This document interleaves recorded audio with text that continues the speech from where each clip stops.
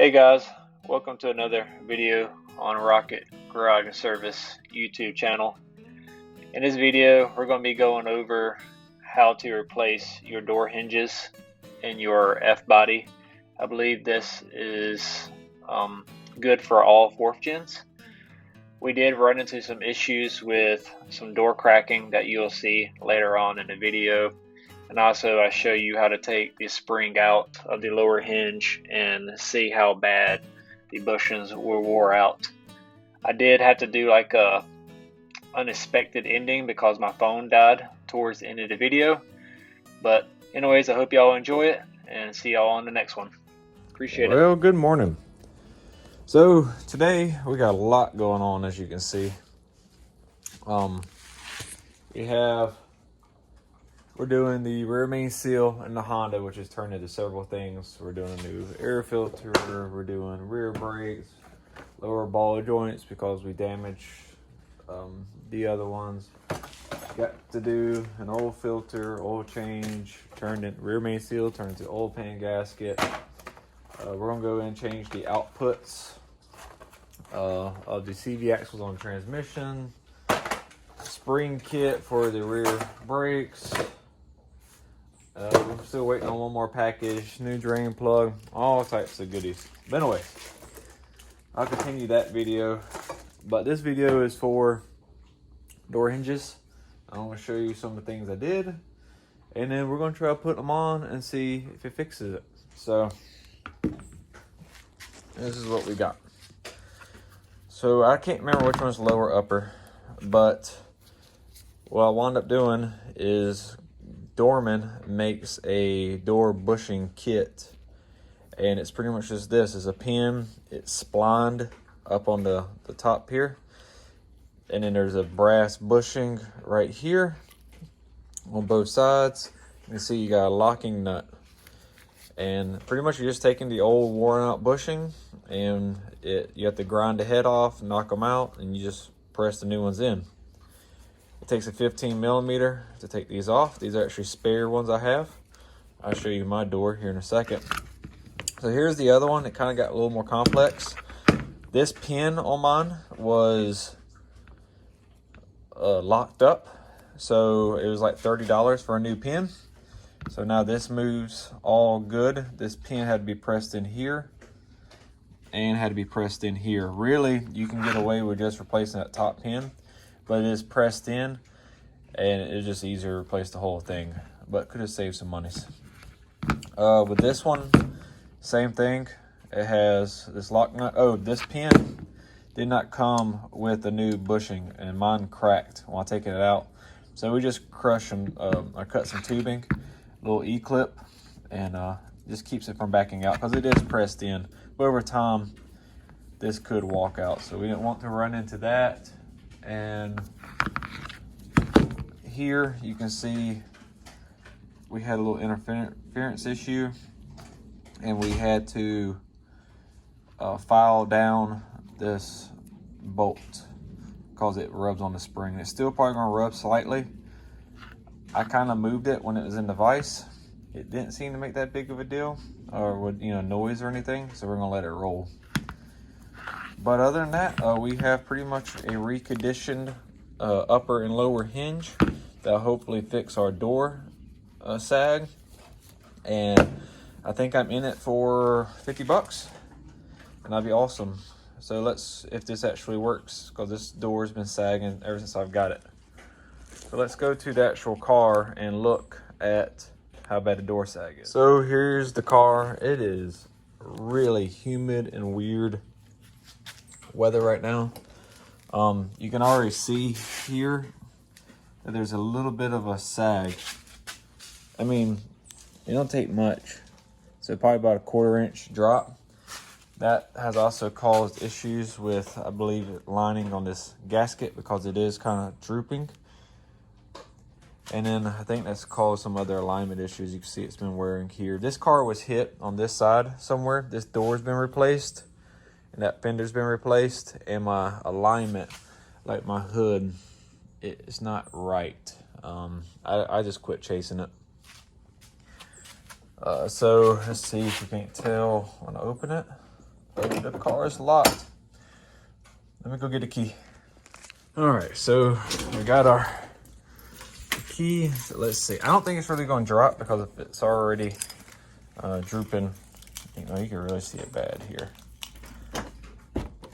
Yeah, it did drop a little bit. So more evidence. You see we kind of got some wear right here. It's slightly dented right there. Not so much here. Let's see on the door hinge. It should be right here. Can't really tell.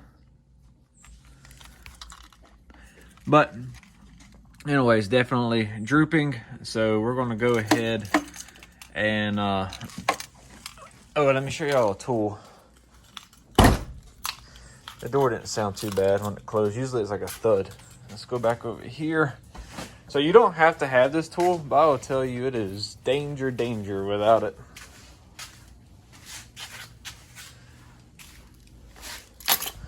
This tool here, you probably always seen it in a parts store, and I did at least, and I don't know what that's for. I guess a lot of people do these, I don't know. But it's for your spring. It's stupid simple. Just open it up with this here and grab your spring and close it. And it takes this pressure off so you just go out. What we did at first was we were putting this in a vise, and that spring would bow out and do very scary stuff. And collapsed it.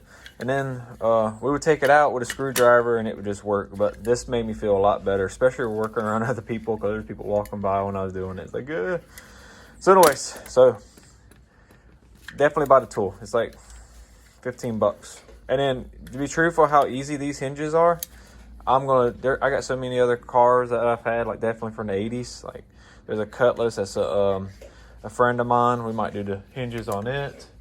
So, but we'll yeah, let's get on to the door. All right, so went in with one idea and that's not working out. So here's our hinges. 15 here, which we got gear wrench. I think these are gonna be 13s over here. We got a jack stand supporting our door. This door is fiberglass. So the idea is we're gonna probably take the top one off first. I don't know. We're going to do this one at a time, I think, because the issue is actually taking the hinges out. I don't know how to accomplish this, to be truthful. So, anyways, I'm just going to go through it. I guess I'm going to unbolt these two. It's just two 15s. And try to get the hinges out somehow. I'll let y'all know how it goes. All right, so that wasn't that bad, but that ain't really the one I'm worried about. It was 13 millimeter, two of them, 15. You can see here, what I do is just kind of, once I got it out, it was like that, I think, and then I just folded it. And it came out. This one, I mean, it's floppy, and it's kind of whatever, but you can see what we got going on here. You have to grind that pin off and then just knock it out. But this one didn't feel like it had too much slop compared to the other one. But definitely tighter right now. So we're gonna throw this one in, clean off the surface because there's a lot of dirt, and see what's gonna happen on the bottom one. That's the one with the spring. So this is the kind of one I'm worried about, because that's the one gonna mess up my alignment. I don't know. All right, we got them in. Things to note. I did not record the bottom, so it got real complicated. First off, it took two people. Didn't expect that. I was going to disconnect this harness, and I might recommend that for anybody who does this in the future, especially by yourself.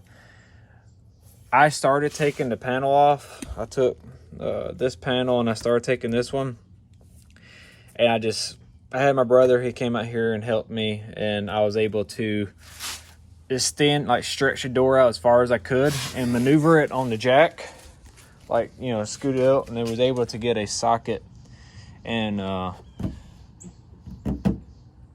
socket in there to take the 13 millimeters out. Then I was able to, since the whole door was unhinged, I was able to slide this hinge out this way. And then what I did was, when I put the new ones back in, I just aligned it on the bolt hole markings that were on the actual hinge. At first I was going to do it off the hinge, off the paint markings, but I decided to just use those bolt holes and see what happens. Problem is, these hinges aren't for this car, so we could be totally off right now. Once we tightened the bolts through our gap here on both of them and aligned them through that gap, then it was fairly easy to get the 15 millimeters on these bolt holes. So I am recording. I have not shut the door yet. In fact, let me show you all this one. So this is the other hinge. This big spring stops you from really seeing what's going on. You can kind of see it looks tilted. Oh, you can definitely see. Look at that. Look at that gap. You can tell it's worn out. We might take that spring off here in a second. And this is that that shim, I guess you can call it, I was talking about, that I should have kept. Well, I damaged it beating this pin out, and there were some other things to go along with that. Because when we grinded this bottom off, we welded it back because we wasn't going to replace this pin at first. But anyways, a lot of lessons learned, and it's got a lot deeper than it was originally supposed to. So anyways, let's lower this jack. I'm going to scooch around. I got a feeling it's not going to shut on the first hit. It wouldn't make sense to. That would be too easy. All right, door didn't sag. I don't know if we got anything in the way. Door feels pretty good.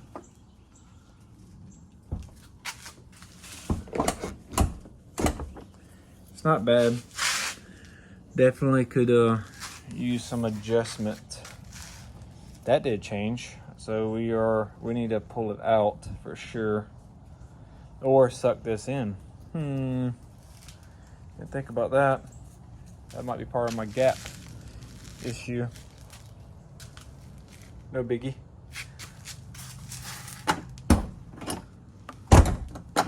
But definitely needs to go up. I'm pretty sure we want to keep that line. I'll show you on the other side. Kind of our thought. You can see on this one, see how that's almost seamless?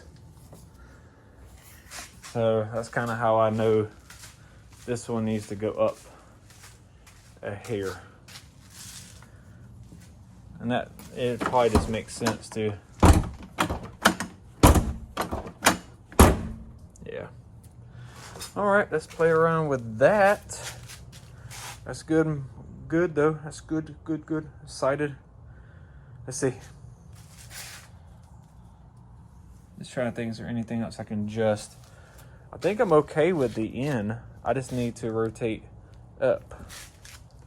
So let's try it.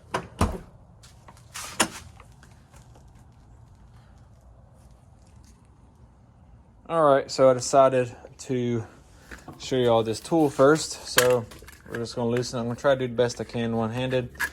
As you see, as we loosen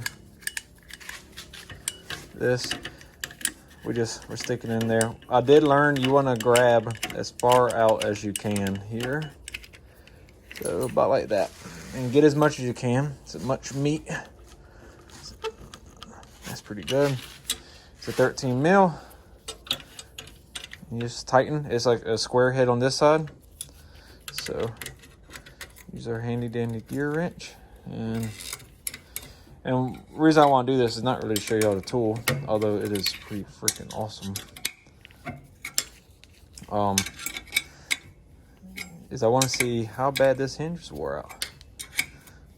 This car is an 02, so it does have a little bit of years on it. You already see we're getting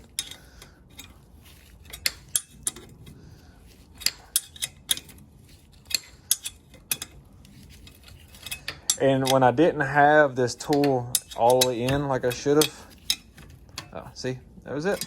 It actually really bowed it out. So, oh wow. And that's it, guys. Look at that. When you have like a 100-pound door, oh goodness, y'all can't see.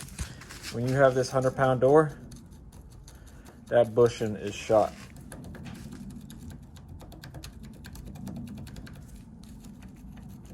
That is shot. That's crazy. So anyways, that's a good fix. So now when we tighten up our door, we can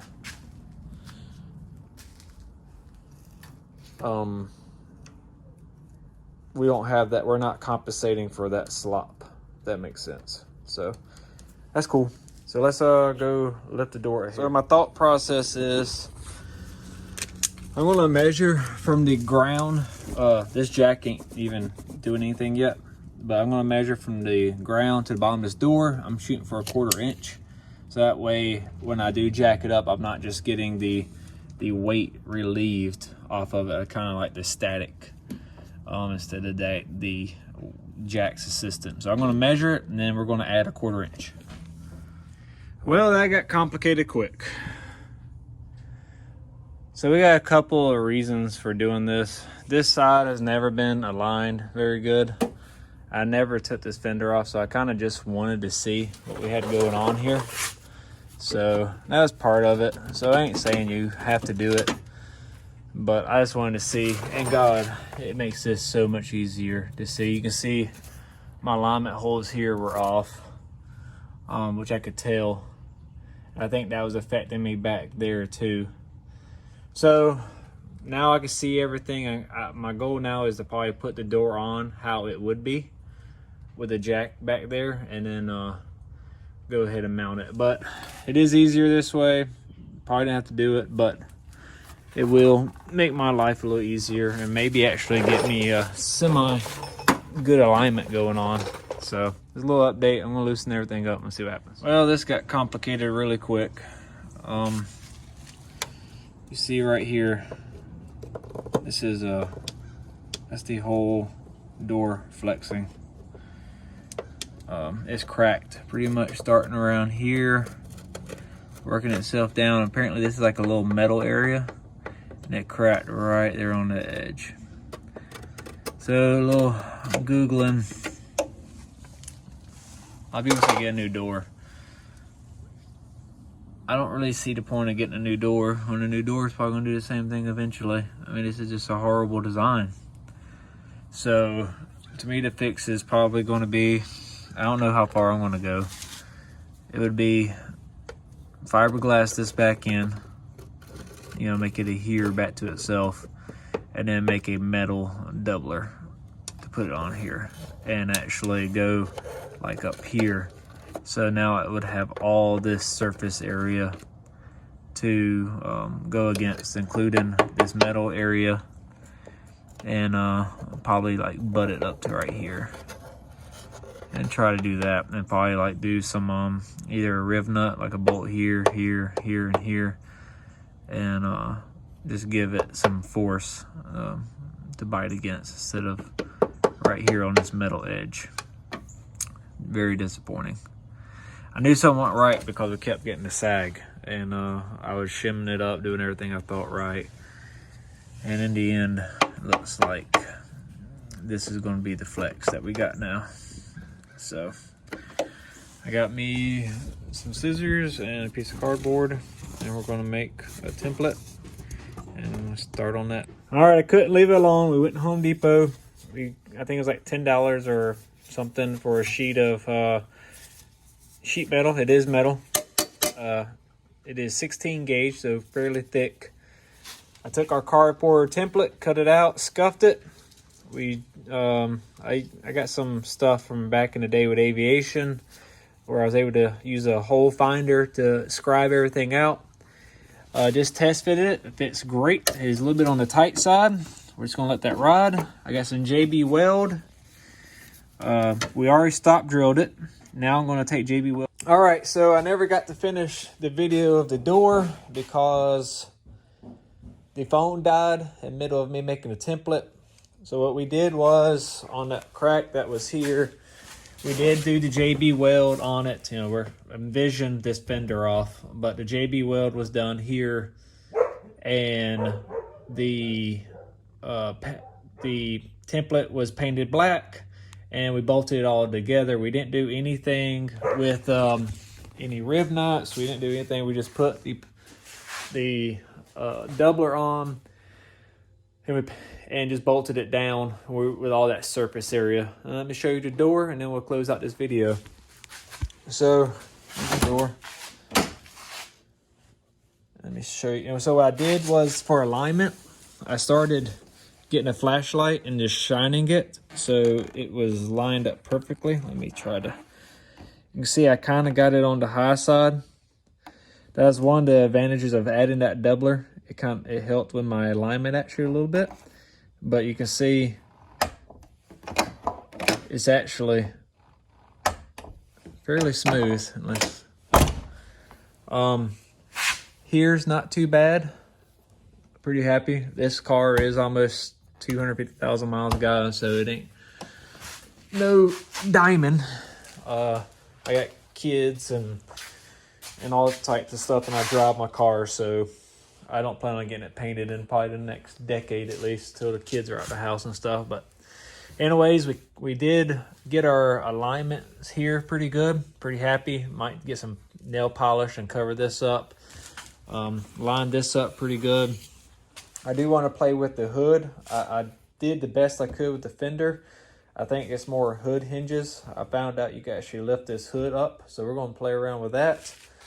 But I just want to close that out. A lot of guys were just buying new doors for $100. I have another door, but it's ate up, scratched up. I'd just rather keep this one. I'll tell you, the first time I went out, I was on a downhill where the door would have momentum to open, and I found out that's what's causing that cracking, is the hyperextension of the door. So just watch your doors swinging out real fast. Don't let them hyperextend. And I heard cracking. I'm pretty sure it just re-cracked all that JB weld that I put in there. Not going to find it out. Not going to take it apart to find out. I can't even see it where it is cracked without removing the fender again. Is what it is. But I hope someone gained some knowledge from this video. It was actually really satisfying to fix a door hinge, because I've always had doors that sagged. But please like or dislike over in this area. If you would like these type videos and like to see more, please subscribe. It's right in this area. Turn it, if it's red, that means you're not subscribed. Turn it gray by just clicking on it, and that'll make you subscribed, and you'll see it on your feed that I posted videos. If you want to be notified when I drop a video, I build up to that. Just hit the little bell next to the subscribe button, and if you go a little bit lower on this side, below the like button, you'll see a comment section. Just please leave me some words, positive, negative, general comments. I'm going to try to be posting more spread out. A lot of times I've been editing these videos in bulk, and I'll post them in like every other day or something. And I'm going to start doing like once a week, to try to do like a once a week video type deal and just keep some consistency. So hopefully you'll see more videos coming out more frequently, because of my work schedule and doing this stuff on the weekend. I knock out a lot. Not all the time do I get to post it. We just did some other things in the garage. We got some good garage upgrades coming. And anyways, I appreciate y'all. Let's close this video out and on to the next one.